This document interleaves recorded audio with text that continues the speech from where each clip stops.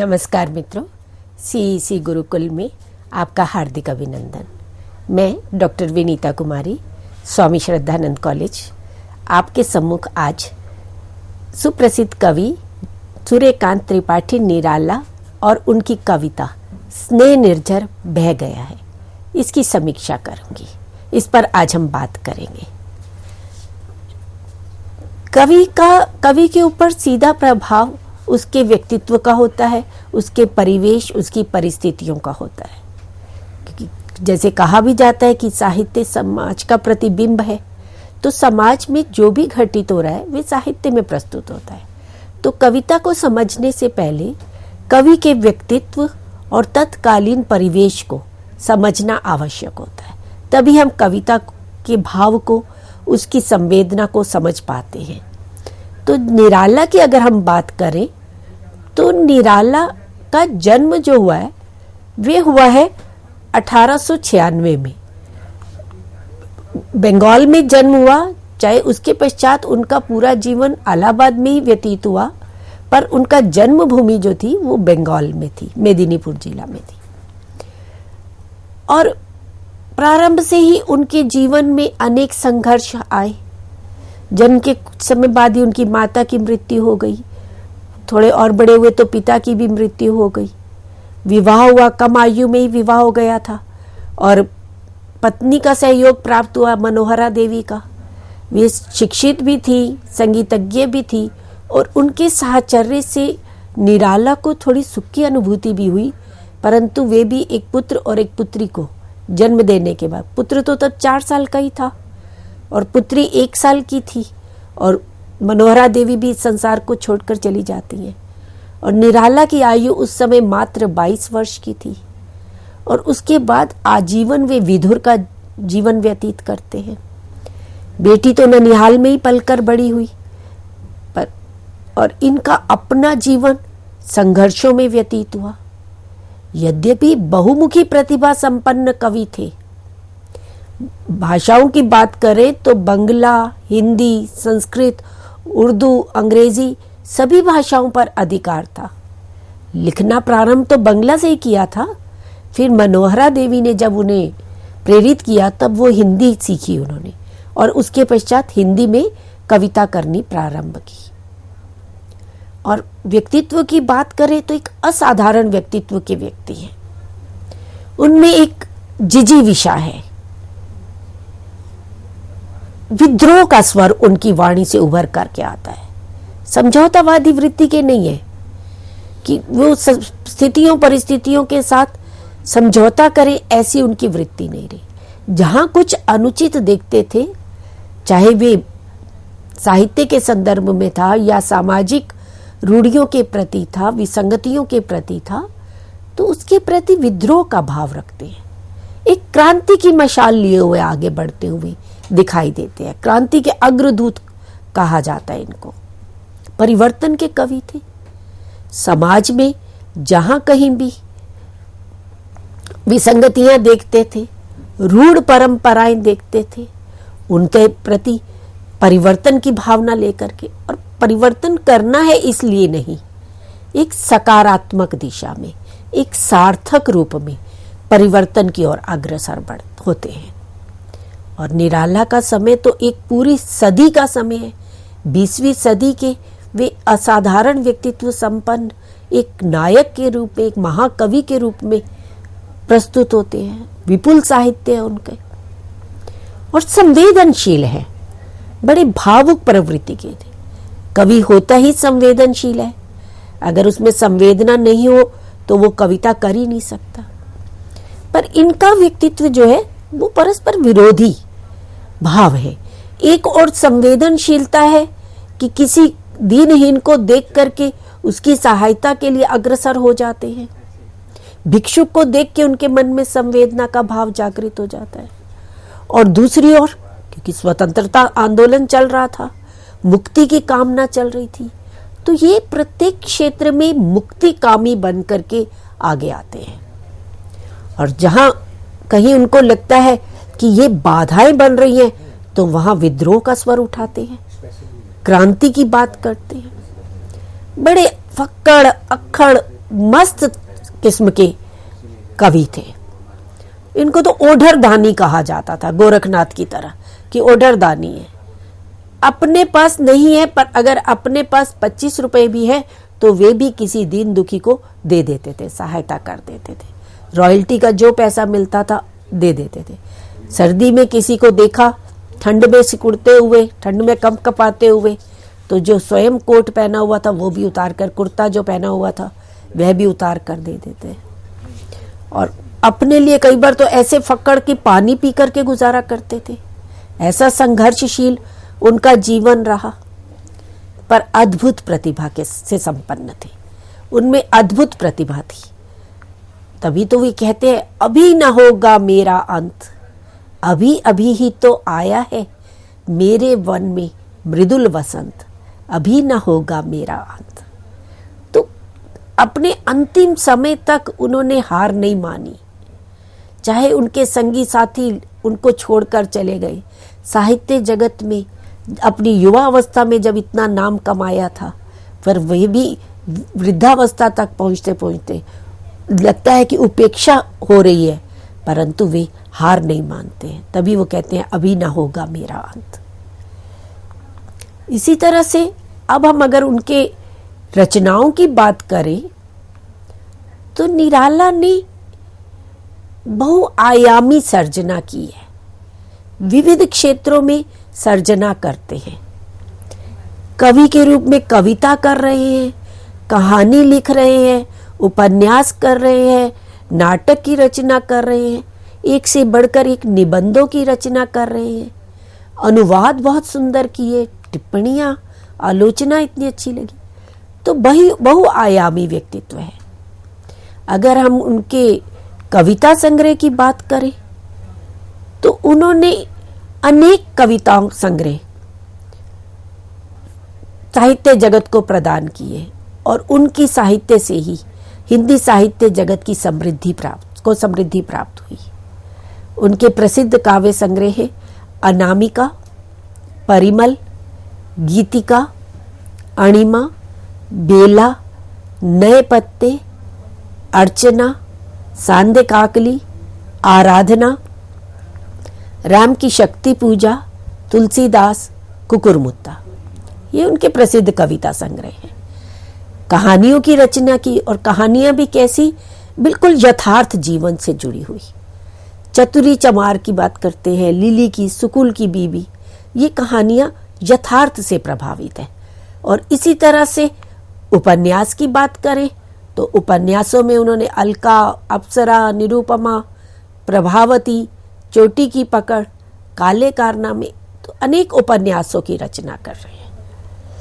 और जिनसे व्यक्तिगत संपर्क हुआ, जिनके संपर्क में आए, उनसे प्रभावित भी हुए, उनका रेखा चित्र प्रस्तुत करते हैं। बिल्लेसुर बकरिया बड़ा प्रसिद्ध इनका रेखा चित्र है।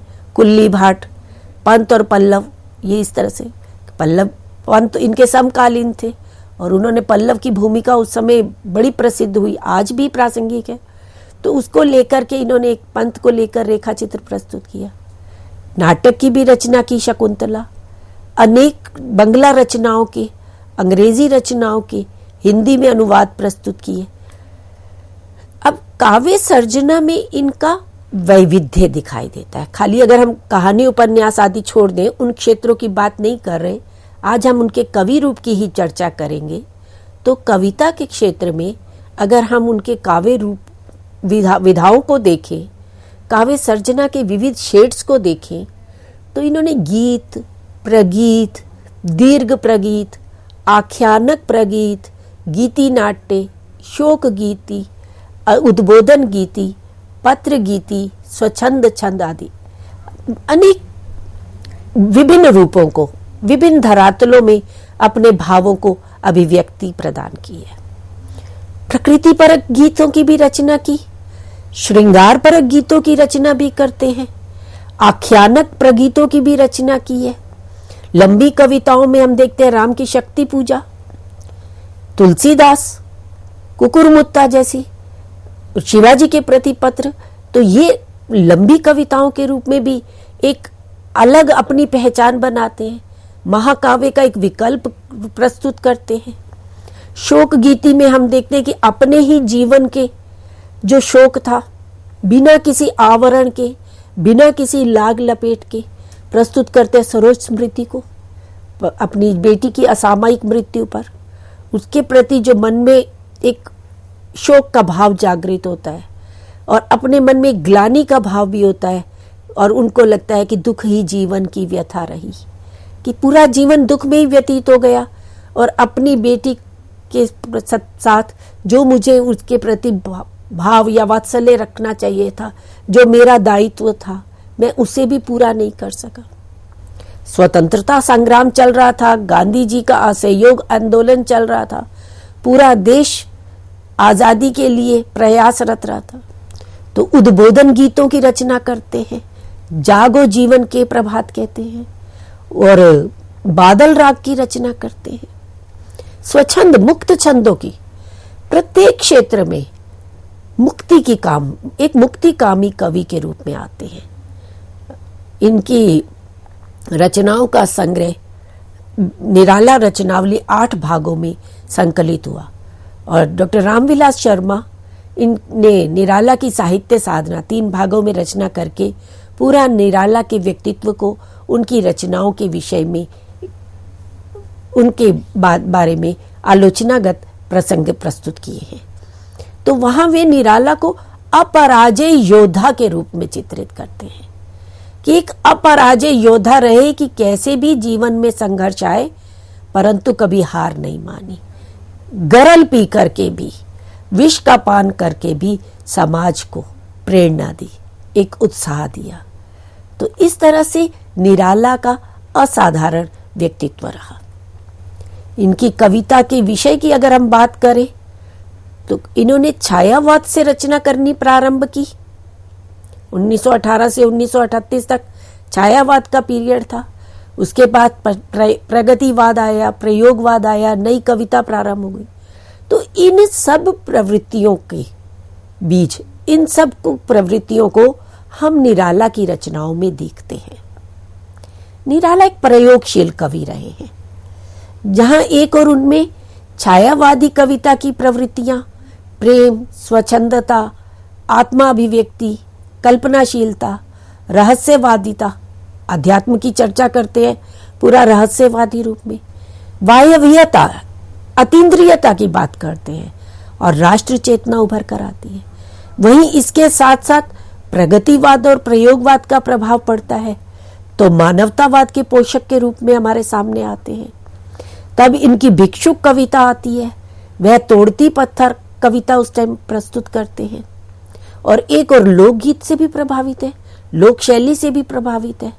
बड़ी प्रसिद्ध उनकी कविता है, बांधो न नाव इस ठाव बंधु, वो एक लोक शैली को लेकर के प्रस्तुत करते हैं।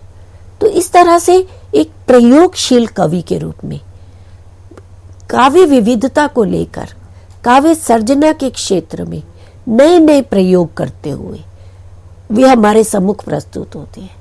ऐसे ही उनकी बड़ी प्रसिद्ध सरस्वती वंदना, निराला को वसंत के अग्रदूत भी कहा जाता है। जूही की कली में उन्होंने प्रकृति का बड़ा सुंदर वर्णन चित्रण किया।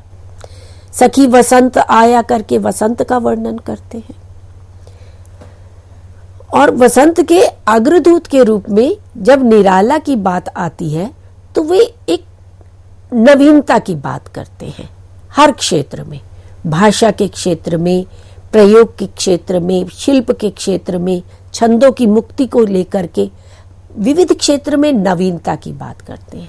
वरदे वीणा वादिनी वरदे, जब वे इस कविता को प्रस्तुत करते हैं उसमें भी आगे आप देखेंगे कितनी बार नवल नव शब्द आता है, कि वो नवीनता के इच्छुक है, नवीनता के कामी है, कि जहां जहां रूढ़ी आ चुकी है, जहां जहां हमारी प्रगति विकसित नहीं हो पा रही, प्रगति नहीं हो पा रही है, उसमें बाधक हो रही है, तो अपनी रचना धर्मिता से उसको बदलने में, उसके विरुद्ध आवाज उठाने में वे अग्रसर हैं।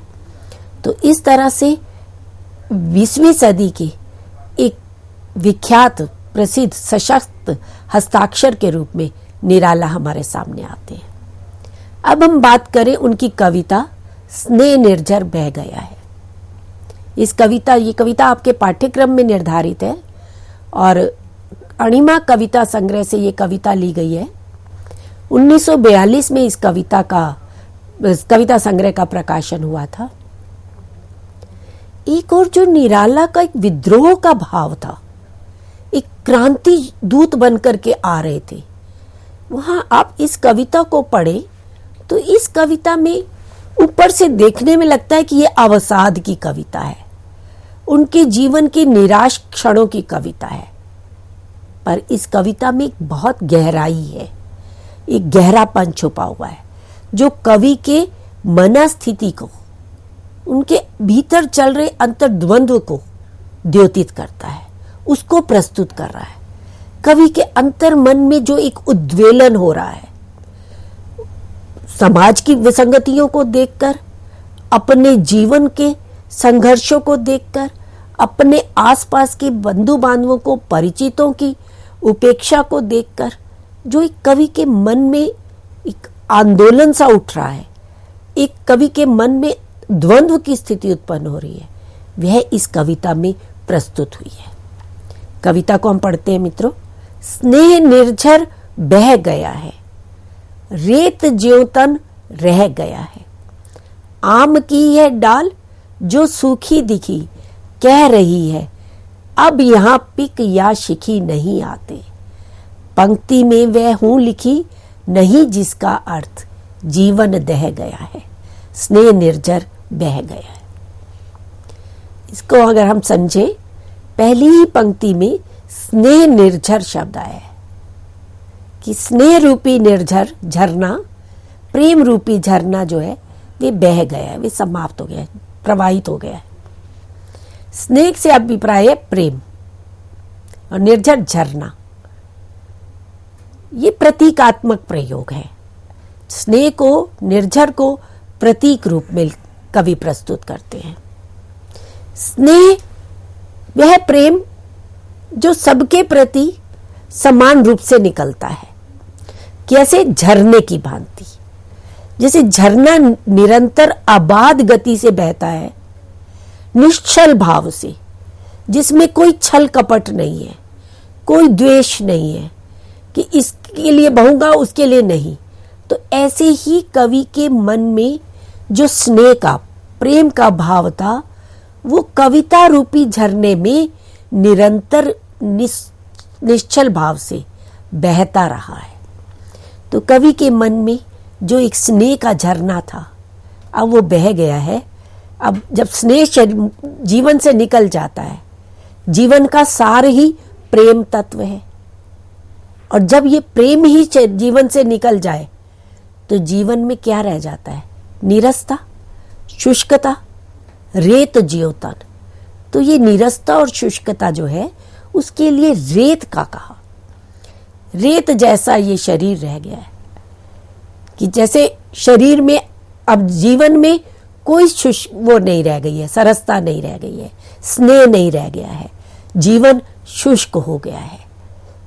आम की उदाहरणों के साथ अपनी बात की पुष्टि करते हैं, दृष्टांत देते हैं आम के पेड़ के साथ कि जब समृद्धि का समय होता है, जब आम पर फूल फल लगते हैं, जब वे हरा भरा होता है, तब क्या होता है? आम पर पक्षी आकर के बैठते हैं, कोयल आकर के कूकती है, मोर आकर के नृत्य करते हैं, मोर बैठते हैं आकर के डालियों पर वही आम का पेड़ जब सूख जाता है, जब बिल्कुल नीरस हो जाता है, जब उसकी डालियों से फल फूल सब समाप्त हो जाते हैं, तब कोई कोयल, कोई शिखी, कोई मोर आकर के नहीं बैठता। तो सूखे आम के वृक्ष के जैसे मेरा जीवन अब हो गया है कि जब कवि के समृद्धि के दिन थे, जब कवि के यौवन का समय था, जब उनकी कविता अपने चरम पर, उनकी सर्जना शक्ति नवीन नवीन प्रेरणाओं को लेकर बढ़ रही थी, तो तब आसपास अनेक संगी साथी जुड़ गए थे। पर जैसे आम के वृक्ष को जब उसका हरियाली समाप्त हो जाती है, जब वे सूख जाता है, कोई पिक शिखी उस पर आकर नहीं बैठते, तो ऐसे ही अब कोई सगे संबंधी, कोई मित्र, कोई स्वजन आकर के अब मेरे पास नहीं बैठते। अब कैसी स्थिति हो गई है, एक और दृष्टांत से इस बात को पुष्ट करते हैं। एक पंक्ति में वह हूं लिखी नहीं जिसका अर्थ, कि अब मेरा जीवन कैसा हो गया है, एक पंक्ति में, एक वाक्य में लिखे हुआ है। कविता जैसे एक वाक्य में जब लिखी जाती है, और ऐसी पंक्ति जिसका अब कोई अर्थ शेष नहीं रह गया है, तो निरर्थकता की बात कर रहे हैं कि अब जीवन में निरसता, निरर्थकता आ गई है, अब जीवन का कोई मूल्य नहीं रह गया। तो एक ये विषाद की स्थिति है। ये भी माना जाता है कि उससे पहले इनकी बेटी सरोज की जब मृत्यु हो जाती है, तब इनको बड़ा मानसिक आघात लगता है। और एक और तो जीवन में आर्थिक संकट थे, संघर्ष में जीवन व्यतीत हो रहा था, फक्कड़पंती हो रही थी, पानी पीकर गुजारा कर रहे थे, और उधर बेटी की असामयिक मृत्यु हो गई। तो उनको अपने भीतर एक आत्मग्लानि का भाव भी होता है, और जब ऐसी अवसाद की स्थिति को पहुंचे तो तब वे कविता की रचना करते हैं कि अब मैं वो लिखी हुई पंक्ति हूं जिसका कोई अर्थ शेष नहीं रह गया। जीवन दह गया है, दह का मतलब जल गया है, जल गया है, समाप्त हो गया है, अब जीवन में कुछ भी शेष नहीं रह गया है। तो प्रतीक, प्रकृति के उपादानों को प्रतीक रूप में लेकर के अपने जीवन की जो संघर्ष की स्थिति है उसका चित्रण निराला इस कविता में करते हैं। अब ये जो पहला भाव है, ये जो पहला स्टेंजा हम देख रहे हैं, इसमें हमें निराला का एक मनस्थिति दिखाई दे रही है, एक मनोभाव दिखाई दे रहा है विषाद का, अवसाद का। पर शीघ्र ही ये भाव बदलता है। हम दूसरे स्टेंजा को देखते हैं, अगर हम दूसरे स्टेंजा में जाएं तो वहां देखते हैं कि उनको एक आत्मसंतुष्टि का भाव भी है कि मैंने जो समाज को दिया उससे मुझे संतोष है। अपनी रचना धर्मिता से, अपनी कविता के माध्यम से मैं जो समाज को दे पाया उससे मुझे एक आत्मतोष की, एक संतुष्टि की भावना जागृत होती है। कहते हैं, दिए हैं मैंने जगत को फूल फल, किया है अपनी प्रभा से चकित चल, पर अनश्वर था सकल पल्लवित पल, ठाठ जीवन का वही जो ढह गया है। दिए हैं मैंने जगत को फूल फल, ये फूल फल फिर प्रतीक आए, प्रकृति से प्रतीक लेते हैं।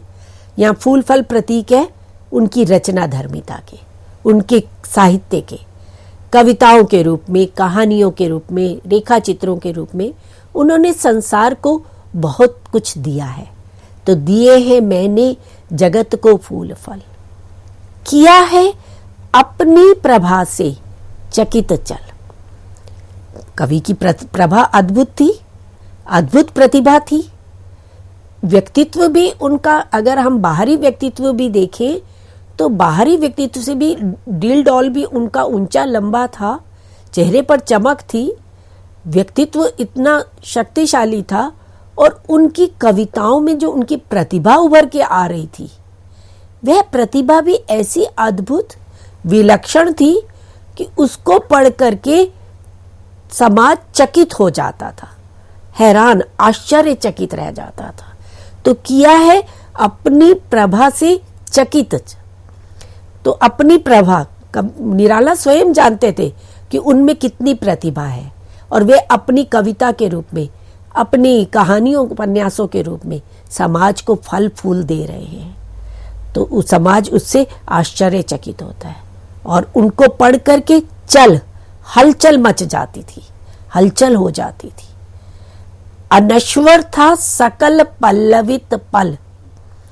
अब यहां देखिए उस अपनी आत्मसंतुष्टि का भाव यहां दिखाई दे रहा है कि शरीर भले ही ढह रहा है, शरीर भले ही नाशवान है, ये शरीर जीवन समाप्त हो रहा है, पर जो मैंने समाज को दिया, जो पल्लवित पल, सकल पल्लवित पल, वे सारे पल जो कविता के रूप में, साहित्य के रूप में पल्लवित होकर के, विकसित होकर के, खिल करके समाज को मिले, वो अनश्वर है, वे नाशवान नहीं है।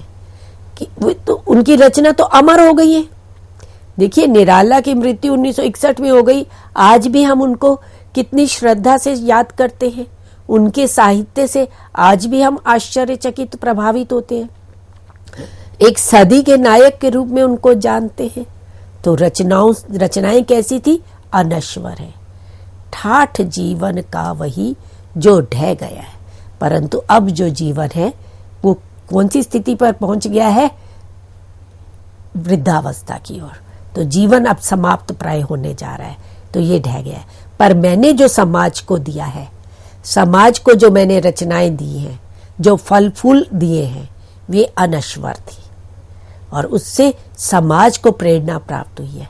तो ये एक आत्मतोष का भाव, एक आत्मसंतुष्टि का भाव इस वाले पैराग्राफ में, इस स्टैंजा में हमें दिखाई देता है। फिर आगे बढ़िए, देखिए आगे फिर कवि की एक और मनस्थिति प्रकट होकर के आती है। कविता में कवि के बदलते हुए भाव चित्रित हो रहे हैं प्रकृति के उपादानों के रूप में। तीसरे छंद में आगे क्या कहते हैं?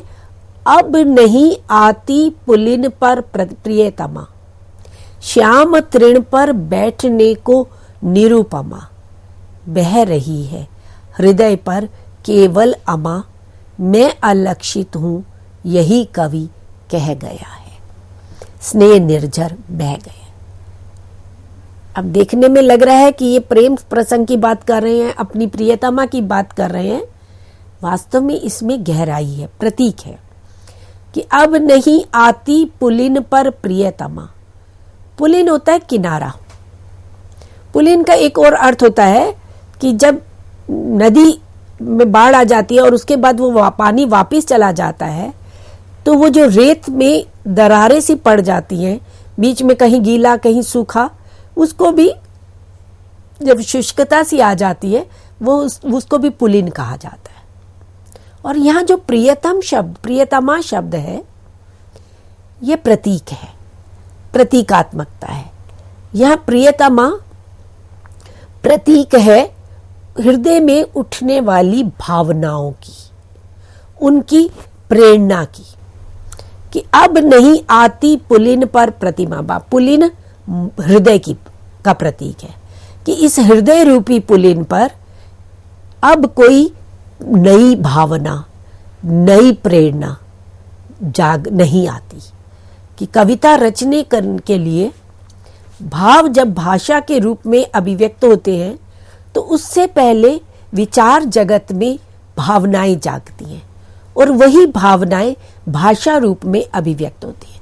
तो उन भावनाओं को कवि प्रियतमा कह रहा है कि अब हृदय रूपी पुलिन पर कोई भावना रूपी प्रियतमा, कोई कविता की प्रेरणा रूपी प्रियतमा नहीं आती। श्याम तृण पर बैठने को निरुपमा। श्याम तृण घास पर, शाम के समय जो घास का गहरा नीला श्याम वर्ण हो जाता है, तो उस पर बैठने के लिए कोई निरुपमा, या निरुपमा कविता का प्रतीक है कि हृदय रूपी इस श्याम तृण पर अब कोई कविता नहीं आती। अब हृदय में वो प्रेरणा, वो भाव ही नहीं रहा जो कविता के रूप में अभिव्यक्त हो। बह रही है हृदय पर केवल अमा, कि हृदय पर अब केवल अमा मतलब अमावस्या, निराशा का प्रतीक है कि हृदय पर अब केवल निराशा का ही बहाव है, वही बह रही है कि अब निराशा ही निराशा रह गई है। तो इसलिए कोई नवीन प्रेरणा कविता के लिए, रचना के लिए नहीं जागृत। मैं अलक्षित हूं। अलक्षित से अभिप्राय ना दिखाई देना, यहां अलक्षित से अभिप्राय है उपेक्षित, कि अब मैं साहित्य जगत के लिए, साहित्य प्रेमियों के लिए, कवियों के लिए उपेक्षित हो गया हूं, अपने स्वजनों के लिए। कि जहां पहले मुझे इतना सम्मान मिलता था, मेरी साहित्य जगत में इतनी पहचान थी, अब वहीं मैं अलक्षित हो गया हूं। यही कवि कह गया है।